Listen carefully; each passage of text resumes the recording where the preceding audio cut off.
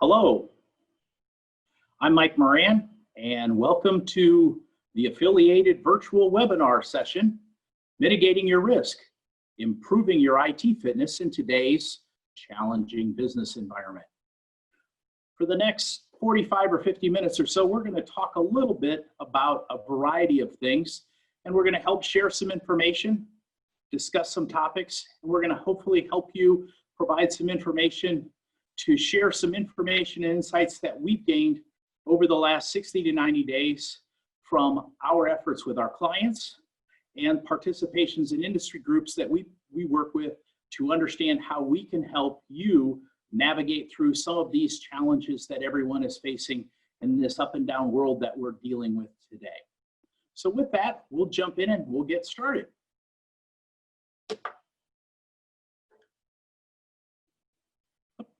See, I seem to be having a bit of a challenge there. Let's see.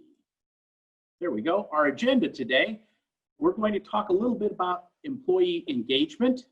We're going to talk about some cybersecurity risks to your productivity. In a lot of organizations, people worry about cybersecurity risk, and they talk about it in terms of protecting your data. And if you're in healthcare, if you're in financial services, you obviously have to protect that data. And obviously you have to protect your employees' data, but also I don't think it gets talked enough about it's protecting the organization's productivity as a whole. Because if you can't have access to your systems due to a ransomware attack or a downtime event for something, malware or something else, how does that affect your business? We're going to talk a little bit about that. And then we're going to talk about mitigating overall risk to your organization in terms of how the organization has potentially changed over the last 90 to 120 days, and certain things that you might want to take a pause, take a look at, as well as starting to look forward and think about things that you might look at from the perspective of what is going to be the new normal, what might you look at or think about as an organization to advance and move forward in your business. I'll offer this one opportunity for you to think about this because I think this is a very important perspective from a technologist perspective.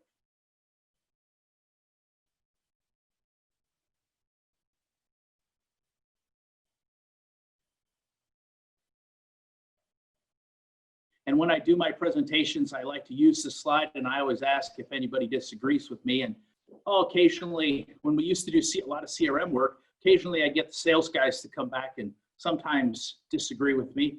And then we'd talk about a couple things, and they'd ultimately come back and say, well, yeah, I guess you're right, because all you had to do to the sales guys is talk about the fax machine, and you get them to come back and go, oh, yeah, orders could come in an awful lot faster. They didn't have to wait 3 or 4 days to get those orders. Fax machine was technology. So a lot of times people ask the questions when I do these presentations live, why in the world should I listen to you? What's your background? Who are you, Mike? Well, I am a degreed accountant, so I have a background in business and a focus in helping people from that perspective. I did work a number of years in the corporate world. I worked for Deere & Company, parent for John Deere. I started off as many times accountants do as an auditor. I actually worked in the operations scenario, so I helped in the finance department. I worked in manufacturing. I worked in distribution, so I got to learn how the business actually worked, and that was kind of interesting in its own right. And then they put me in the management consulting group, and what we did was we then actually went out and worked with the various dealers, the large size independent dealers, and we helped them get organized, and then we helped automate them. And that's how I made my transition into this business. And so for the last 25 plus years, I've worked in this area, helping growing businesses work through their systems and help them get more secure, help them get their applications implemented, help them get their infrastructure updated and moved forward. So the good news is that I have some good experiences. I've learned a few lessons, and as a company, leading the company, I have that from a leadership perspective as well. So I've got some good stories to tell, if you will. People ask, well, why do you keep doing what you're doing? I really do enjoy seeing projects and organizations and individuals have success. It really is kind of neat to be able to watch people that you've worked with over the years turn around and achieve different things in their careers. and you stay in touch with people that you've worked with over the last 20 years, and you see them do a variety of things. Some of them aren't even in the industry anymore. One of the folks that we worked with a number of years ago, he's a professor of finance at Miami University. And that it just tickles me that somebody that we work with could do that. And then you see companies that you worked with that were fairly small and had great deals of success, and now they're very well-known organizations. And other companies that are pretty successful companies, you can be able to say, yeah, we did some pretty neat projects for those guys that they were able to do. And you look at it and say, hey, that's pretty neat, interesting opportunities as a company to do. I get a thrill out of that. So part one, let's talk about your team today and where they may be and what they may be doing, so that as an organization, you can help them stay focused on achieving your organization's goal. I don't think I have to say too much, but I kind of liken 2020 to be a never-ending roller coaster that has an all-you-can-eat buffet attached to it. If you think about it, January and February for most of us were rolling right along pretty good. Then March came. A couple of things happened. They weren't very good. And then that week of March 9th, we got told by our governor, stay home, work from home. And we got that week of March 9th, we processed about 300 requests from our customers to help users from our customers transition from the office to a remote work capability. So within 2 weeks, our guys helped over 300 of our customers transition out. And the good news is that for over 90, I would say 98, 99% of those customers, those users, they all followed a corporate policy where we were able to use corporate systems and follow the corporate strategy for security and how they were going to access the system. Minimize the risk to the organization, minimize that threat, which was very, very good, very, very helpful, and from our perspective, provided minimal exposure to the company. We had to add and upgrade some equipment. We had to do some different things. We had to scramble and try and order some laptops and some PCs to help some things out, but we, for the most part, were able to get that taken care of. Then all of a sudden, we said, hey, we're going to reopen the state around Memorial Day. We had some other challenges that happened. Things came back in June and July, and now we're right back down on the scenario. It looks like we're in another holding pattern. So what in the world are we going to do? So kind of question I keep asking is, and I hear this from my clients, I hear this in my business groups that I belong to, is it really, what does 2020 look like? How are you making your adjustments? Are your staff performing? Are they engaged? Do you really know? Do they really have as much work as before? We had a lot of people that talked about how productive everybody was that first 30, 60 days into the initial change when they had to go work from home. And the question was, well, were they more productive because they had nothing else to do, literally, or was it they were more productive because work just dropped off so much that there really wasn't a whole lot to do, or was it a combination? And then again, what are leadership's expectations for performance? How has the business changed, and has leadership communicated those adjustments in performance to everyone so that everyone's aware of it? Again, I'll just ask, is your staff set up for success? Is this your team's current home environment? Is this how they're set up? Do they have an office? Are they ready to go? Or is this more like reality? Well, we find out that this is probably closer to reality. I'm sure that most people aren't operating on a ironing board, but they may not be ideal. It may be set up in the kitchen, some of those things. Are they using a chair that's optimal for work for 8 hours? Are they in a situation where they're maybe sharing a space with someone else? Again, is it optimal? And then for those organizations that have gotten back to the office, I've literally seen setups similar to this in going out to some of our existing clients where we're doing some assessment work for them. Is this the reality? How are your teams communicating? What are they doing to be able to stay in touch?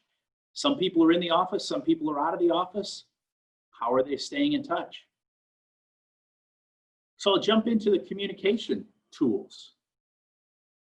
These are all tools that I have to use with our clients and some of the industry groups I belong to, I get to use every single one of these except for Facebook's Workplace. And as a company, you may choose to use some or all of them as well. Obviously, I'm talking to you today on a Zoom platform. We use Microsoft Teams internally for just about everything. And we have a software product that we use that they said it was easier to do a connection with Zoom than it was to do with Microsoft Teams. So we just said, fine, we'll use Zoom for this and run forward. But Microsoft Teams has all of the same functions. I use Slack for some other things. I use the Cisco WebEx and GoToMeeting functions for that. We use Basecamp for a couple of our industry groups.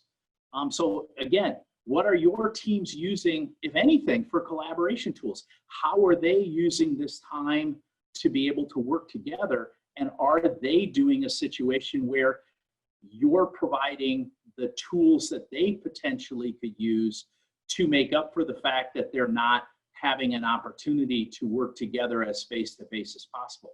I know in our office, that's one of the things that we feel that we're missing. We are pretty much working remotely as we speak today. And one of the things that we're challenged with, and that's why we use Teams a lot more, and we have a lot more video meetings, and that is just the fact that it is more difficult than being able to get everybody in a room and put stuff up on the whiteboard and walk through it. We're using the whiteboard in Teams more than we used to, and we're using other functions to try and get things done, but it's one of the challenges of how do we try and keep that together. Again, a caution.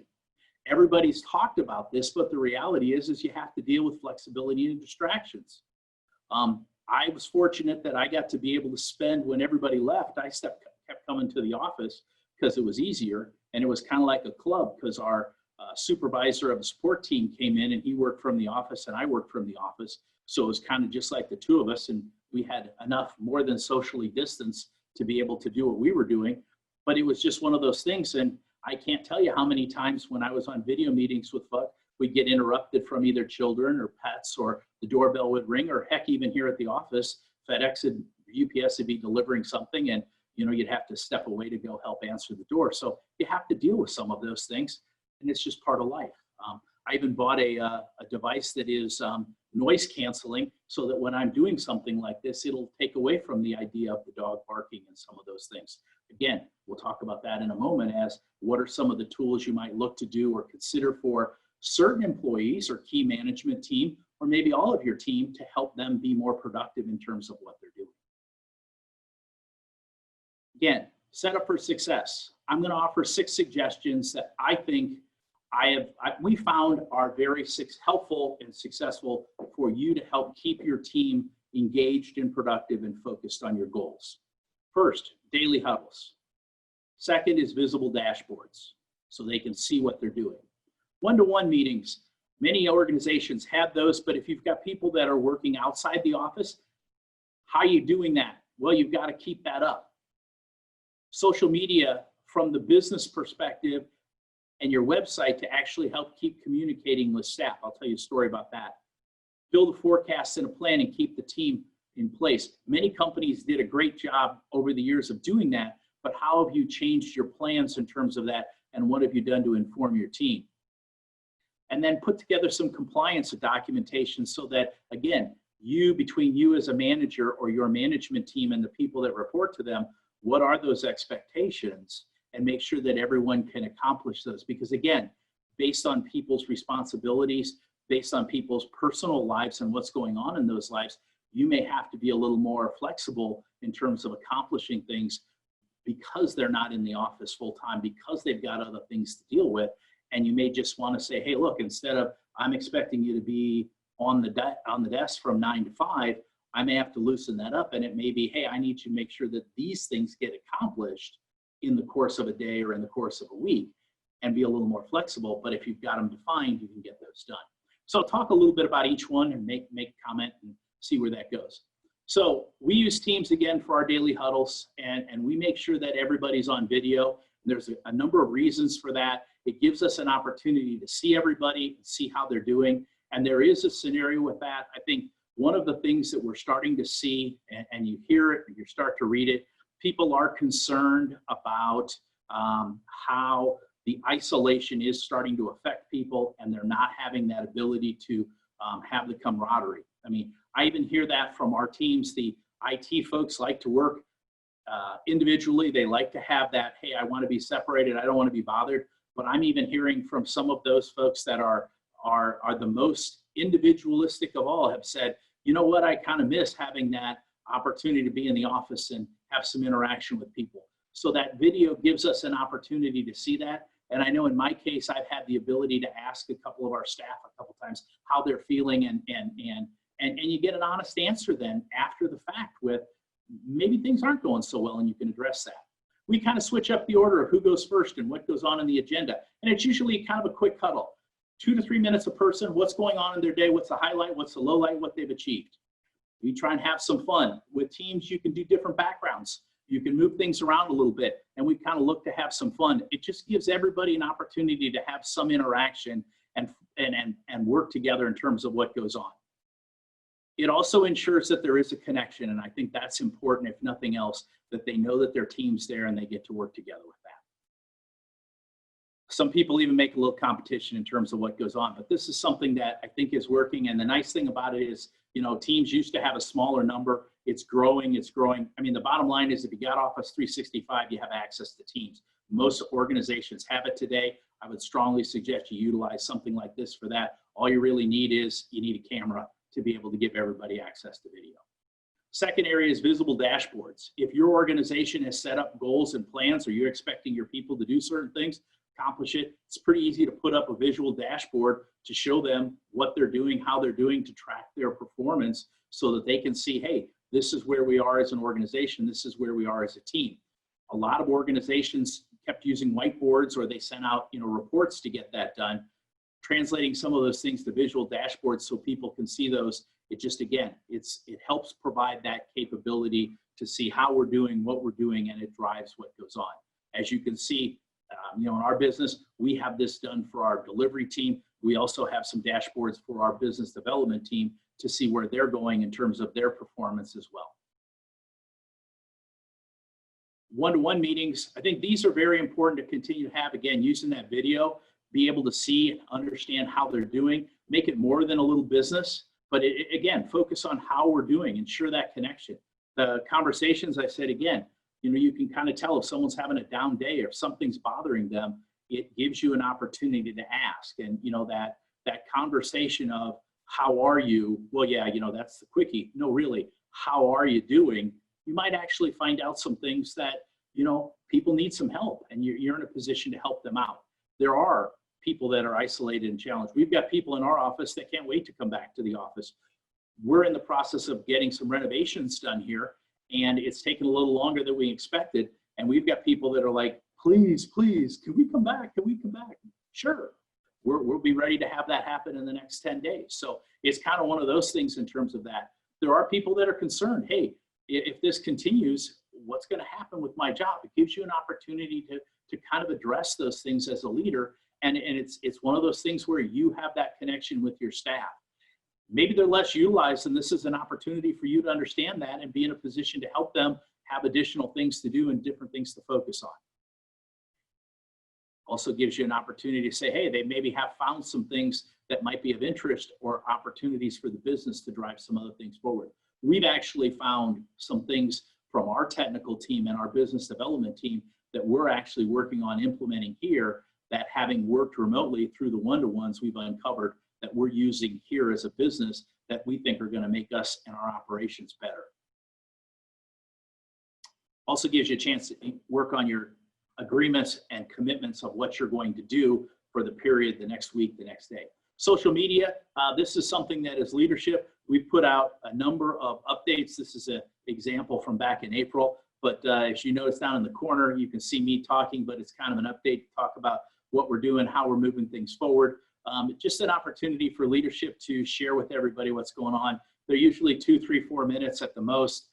Sometimes they're, well, I think they're kind of funny. Most people laugh at me, but we drive those forward. I think it's helpful. We've gotten great feedback from the team. We did a survey about coming back into the office and how we were going to do it. And everybody was pretty surprised that we got very good responses that it was great that the management team had done a better job of communicating outside when we were working outside sometimes than we were inside, of keeping everybody up to date on what was going on. So we're going to continue doing this. And I think that was something that was a good learning experience for us. Again, collaboration tools. I'm going to use Teams here as an example. The advantage that you have in terms of some of the things they've done, and Microsoft keeps coming out with more features and functions, it really does provide a great tool for being able to get things done. And I didn't think much of it when we first were starting using it, but it is an integral part of things today. And I rarely use the phone anymore. I pretty much do a fair amount of video when I'm talking to customers or prospects. It's usually a Teams meeting because it's just easier to see that in terms of where that is. Do use the whiteboard, not as much as I probably could, but then my handwriting is terrible, so most people can't read it anyway. But again, yeah, I think there's some value there in terms of that.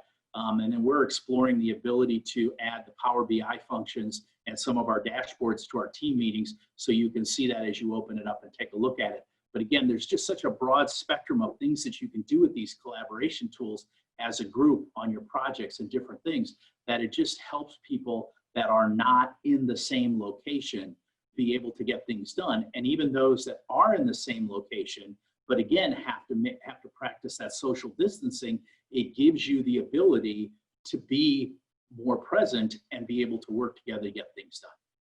People ask me, gee, Mike, how do you get the most out of your day? You seem to be able to do an awful lot. I don't know that I would. This potentially was what I used to have. No, I don't have any children at home anymore. But the reality is that my workspace at home that's why I like coming into the office. But in my case, I do make my morning count. I try and get my priorities defined for what I'm going to do. I focus on what's important in the morning. I do take the responsibility of saying, what are the biggest things I've got to get done? Try and focus on getting those done first. Doesn't always happen, but because I've got a list, I can cycle back and get those done. And I really do try and make sure that I hit those things before the end of the day. It's not always perfect, but I sure try. I write them down. I have it on the computer, and I use my old school books to write things down because keep track of it. People used to make fun of me because I used to have a pretty good memory. I don't anymore, so I document those things. I eat the frog is the old adage. Don't put them off. Might as well just get it done, get it over with. And then realistically, I try and stay focused on a single task. Don't always happen that way, but I do try and stay focused on getting done what I'm supposed to do so I can drive forward. Leaders. Got to know what's going on in the business, because if we don't, we put us at risk. This is something you're going to hear a fair amount of. So, cyber threats.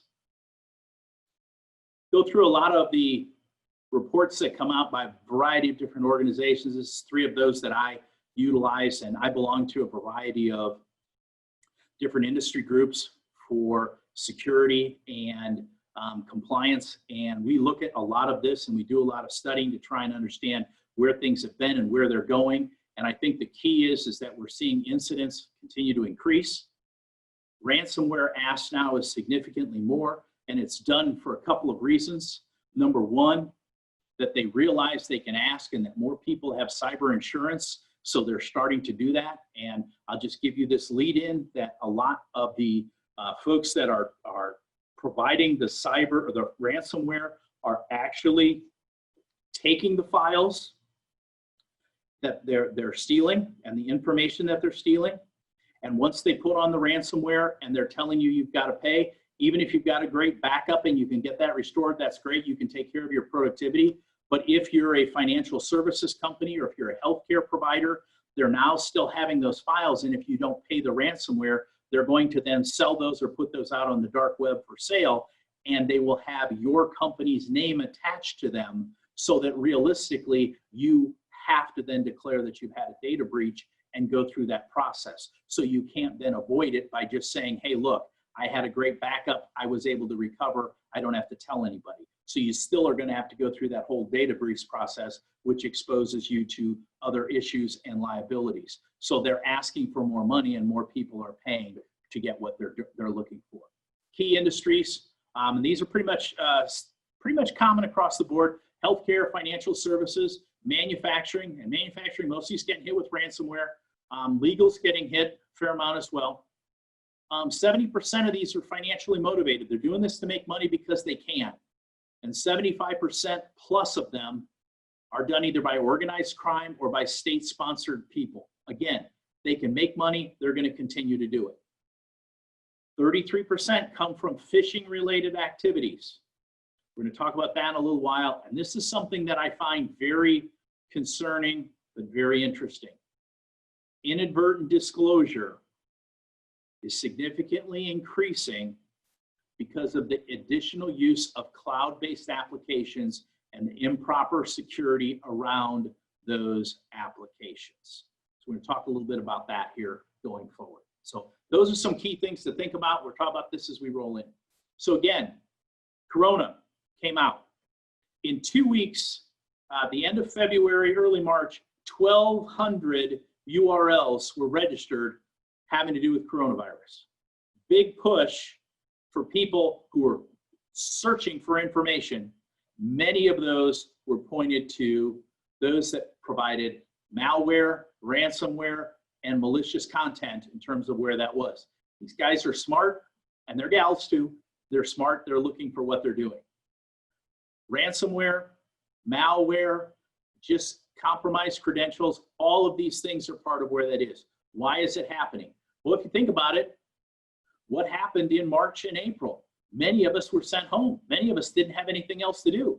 Everything we saw in the news was bad. Everything was scary. All the applications we looked at, everything was go, go, go, go, go.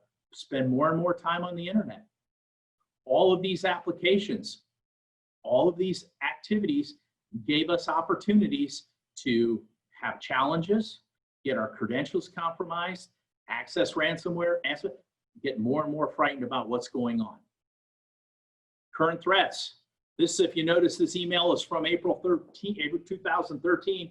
There, again, huge warnings were out earlier this year about scams from the IRS. It happens every year. And of course, with the tax season being stretched from April to July this year, this was a big deal that came out again. Again, current examples, things are coming out current times. Netflix is still thing all the time, looking to get your credentials. This is something that happened in 2017, but I think it's important because it made the front page. This was a situation where a business had been spoofed. Their email was spoofed. They sent it to a title company to say, my client wants their money wired to another facility. The title company didn't do any validation. They just said, okay, the transaction's done, and they wired the money to where that email said. A year later, the client hadn't gotten their money. The title company said, not our fault. We just responded to the email. The real estate agent said, hey, I got proof I haven't sent anything. And both of them are getting in court. Both of them are being sued, and it made the front page of the paper. Reputation exposure. Note in red. 65% said that seriously consider alternatives. And oh, by the way, if you go to the National Mortgage Lenders Association website, they've identified these things as major risks since 2012. So it's not something new. It's still there, but it happens. And I know that as early as, January of this year, there was a report on CBS News that talked about the same thing going on. A $500,000 condo issue was happening. So it's still going on.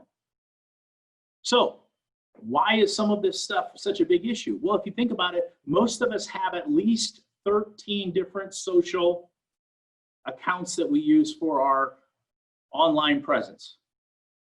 Many of us, quite frankly, are lazy. And so those accounts have the same ID and potentially password that we use for our work account. And if you think about it, almost every one of these things that are sitting out here have been hacked. And so if I can get your work email, or your work ID, and I can get your password, I now potentially can load that into my software as a bad guy, and I can potentially go to town and try a brute force action to get in and see your activity. And most small businesses may not have a strong password policy, or they're surely not tracking those attempts to get people that have been kicked out and we have to reset their password on a regular basis. So I can just keep doing this and doing this until maybe I get lucky and find something. But this is a big reason why all of those outside hacks become a big issue for work. This is why it's so important to have that password policy that's important at your workplace. So here's another thing that we see a lot on social media. It still goes on. People are asking these survey questions. Happens all the time. People fill it out all the time. Why? What are they doing? They're social engineering. Because what are usually the security questions? They ask simple questions. They want to find it out.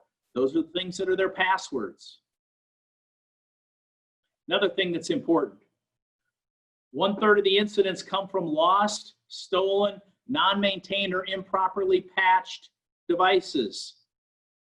Another 27, that's 60%, are caused by inadvertent use. This is phishing issues.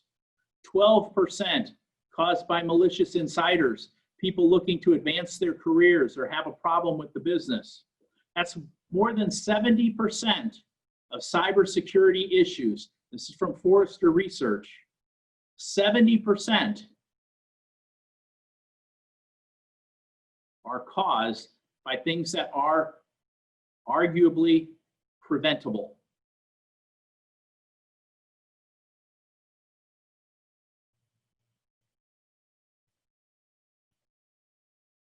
One instance of system downtime, 86% companies. Obviously, if you're down for a day, that's less than half the average. This is the key slide here. 33% of businesses admitted they don't back up their systems as effectively as they should. That's a big deal. Again, people tell me all the time, Mike, I'm in rural Ohio. I'm in a small company. They aren't going to come and attack me. These guys are attacking your IP addresses. They just know that you're in the United States. They don't know if you're Coca-Cola or somebody who drinks Coca-Cola. They just know you've got an IP address. 3+ days to recover. That's a long time. So what does this mean in terms of real dollars? Let's talk about that for a second. So let's assume you're a commodities business, 25 million in annual revenues. You've got 100 employees. Average cost is $150 a day. It's 15 bucks an hour, if you will, plus your 20% for benefits. So a hard downtime cost is $15,000 down a day. Is that your only cost? No. Because technically, if I take 25 million and divide it by 250 business days a year, I've got $100,000 a day in revenue that I could potentially make. And I'm a commodities business. And in the commodities business, you're going to call my call center, or you're going to go online and try and order something. But if my system's down, you can't order it online, or if you call my call center, I may not be able to process your order. So what do you do in a commodities business? You hang up the phone, you say thank you, you hang up the phone, and you call the next guy. And if the next guy takes your order, odds are you're going to call him back the next time, or her back the next time. So let's talk about that. In discussing this with our customers and over time throughout the industry meetings, people have come back and said, you know what, you're not going to lose it all. But there is a loss factor there. And they agreed that 20% is not an unreasonable number. So if my average customer spends $1,000 on an order and they spend 20 grand a year with me and an expected life is 3 years, what's the potential loss of 1 day of downtime? Would you believe it's $1.2 million? 20 customers, 20% of my revenue, average order, 20 customers times $20,000 a year, that's $400,000 times 3 years, 1.2 million. Makes you kind of think about what your cybersecurity what your organization needs to do for IT fitness. It's a lot more than $15,000 a day. And then think back to the fact that 1/3 of those small businesses that had a productivity disruption, it took them 3+ days to recover. Now we're talking real money. It's okay, Mike. I'm not a commodities business. I'm a CPA firm. I'm a law firm. What's it cost to miss filing a motion for an important client? I know what the answer is. What happens if you can't deliver a $250,000 RFP on time? I'm an engineering firm. What happens if you're a medical practice and you have to reschedule patients for 1 or 2 days? We work with specialty medical practices that in order to have to do that, it costs them tens of thousands of dollars. Not to mention huge disruptions to their patients' lives. So here's some checklists. As we look at this, here's some things that leaders should be asking. And if you're in IT, these are things that you should be thinking about. What is it that we're trying to protect? Each industry has different things. Each company does. How are our systems prioritized? In other words, if we have a problem, what are we going to bring back first? And how are we protecting those things? What are the relevant threats? How comfortable are we? Are we ready? Who's responsible for our programs? This is a trick question, by the way. It's not IT. It's everybody.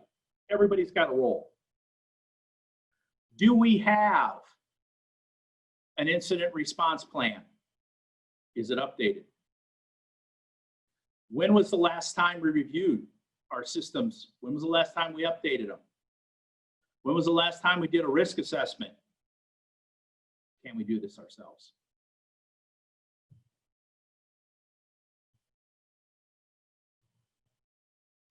Let's talk about what we should be doing the next 30, 60, 90 days, in my opinion.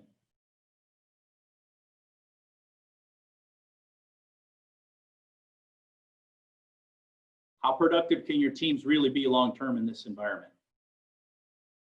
Do we need an update? Do you even know? You send people home pretty quick. Have we taken the time to understand what they're doing? If we're going to implement some of those things that we talked about, if we haven't already, do we need to upgrade their cameras?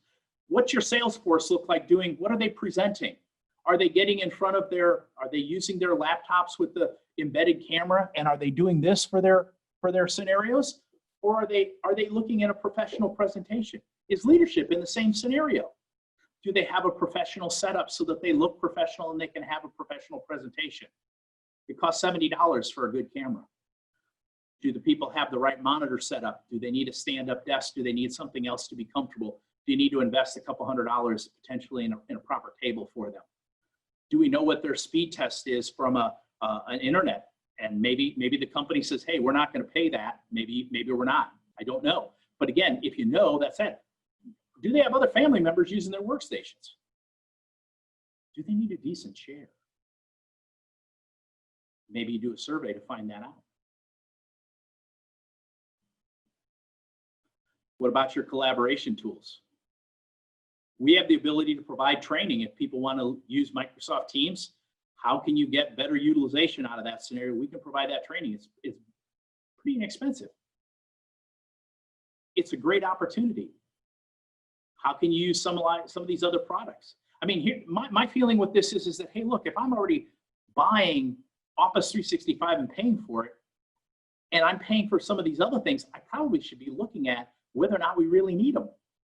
Because, I mean, we had to pay $600 for an annual Zoom license, but the reality is I didn't have to pay that because Teams has the same capabilities. Think about that, how you want to implement those for your teams.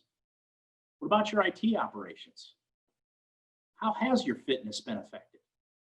And IT had to go multiple different directions. It was chugging along and then things changed. And I've talked to a few people that said, oh, nothing really changed. Are you sure? Well, okay, yeah, it kind of did. Sure it did. You've been asked to do different things. IT's been asked to do a lot of different things. Even if we already had people that worked remote. Even if we already did these things. Things change. They're being asked to do additional things because supporting people that haven't worked from home before is a different level of support than having to support folks in the office. Having a firewall that's designed to support 20 or 30 people remotely is different than supporting 40 or 50 remotely from that firewall. Supporting people in a remote office is different than supporting 10 or 20 people remotely from their home. There's a lot of those changes that need to be done. And all of that extra time takes time away from your normal operations and management activities, which were already strained because you were already resource tied down in terms of what you were doing. So again, ask those questions. Have we verified all of our security scenarios? Have we documented it? We talk to a lot of folks that when we ask about user security awareness training, we kind of do it. IT sends out an email once a month, or we do it quarterly. We do that. You need to have a continuous program. You need to be doing this. Remember, 33%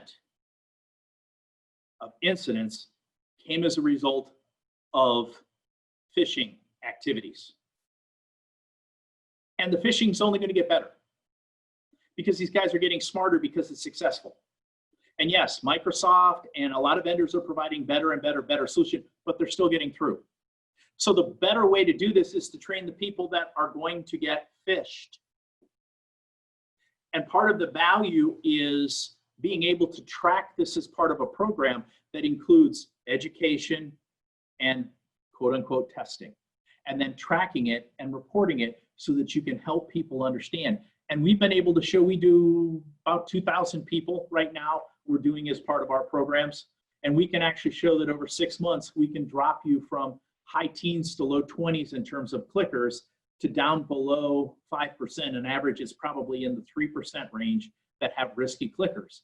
And then you can put together programs to help address those people specifically. But over time, it gets down. That's a whole lot better. 1 in 5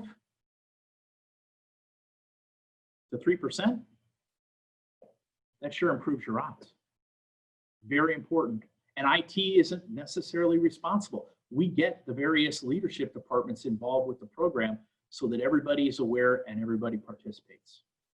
Again, these IRS things, they work. They work. It's scary. Why core functions matter. Again, remember that slide from Forrester. 1/3 breaches happen because things were lost or stolen and assets weren't managed properly, they weren't patched, they weren't secure. How often are we validating that our antivirus is done correctly? How often are we taking care of our patching? Our backups, are we sure that we're doing that? Are we doing test restores? Do we actually have a solid backup that's got multiple points, one of them being off-site, and is it encrypted? Are we validating it? We talked about the internet. How many organizations have a list of all the cloud applications they're using in the business? Because think about it, anybody with a company credit card can get a cloud application. Who owns them and who's responsible for adminning them? What's the security around them? What's the agreement around them? Is there an operations manual for how we use it? What are the regulatory requirements? If you're in a healthcare environment and you're using some of these collaboration tools or other things, and you're actually sharing PHI or patient information, if you will, and this is, you don't have a business associate agreement, you're actually violating HIPAA protocols. That's a data breach. You got to understand that. How's the stuff you're storing getting backed up? And then you have an exit strategy. How are you going to get the data off if you choose not to use that application anymore? You need to have that checklist. Monitoring tools, we get asked a lot. How can we monitor our staff in terms of what they're doing? There are multiple options. It requires effort management. You can't just turn it on and all of a sudden get everything. You do have to do some configuration. You have to do some management. It requires some effort. It also has some risk. When employees know that they're getting monitored in that regard, that affects engagement. Are you using it properly? Here's an example of one product called ActiveTrack. It can work, can use it. It's one of those things, just it's something else to think about. We recommend you build a go-forward plan. This is kind of updating your IT strategy. If you don't have a roadmap, you need to have one. It talks about, really, where are we going to be? How are we going to work? What's going to happen? What are the changes that need to be done to the office environment to allow us to work better? Even if everybody's in the office, you still have to practice social distancing. So do we need to have more of those collaboration tools to help us do what we're going to do? Are we really going to allow people to walk back and forth to have those meetings, or are we going to do more things like with Teams? Are we going to have more phone conferences, or are we going to do things, again, I'm in the office, you're in the office 3 doors down, and we're going to have a Teams meeting? What's going to happen administratively to manage things? What's going to happen to HR to help manage things? How does operations for IT change? All the different things. What is the operational fitness of IT today, and what help do we need there? What other IT support things and leadership are we going to need? Have we had a risk assessment to figure out where we are? And do we have that incident response plan? It's really not just an IT thing. It's really a corporate thing, but do we have a response plan so in case something happens, we as an organization from leadership all the way down know what we need to do. If we don't have that, we need to get going.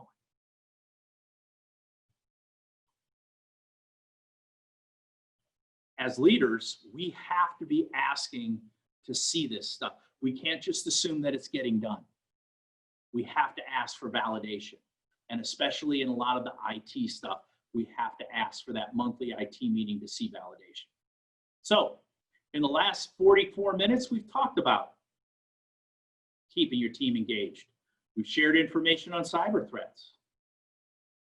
We've discussed a little bit about things to do with that go forward plan, how you can keep your team safe and what you can do otherwise from an IT perspective.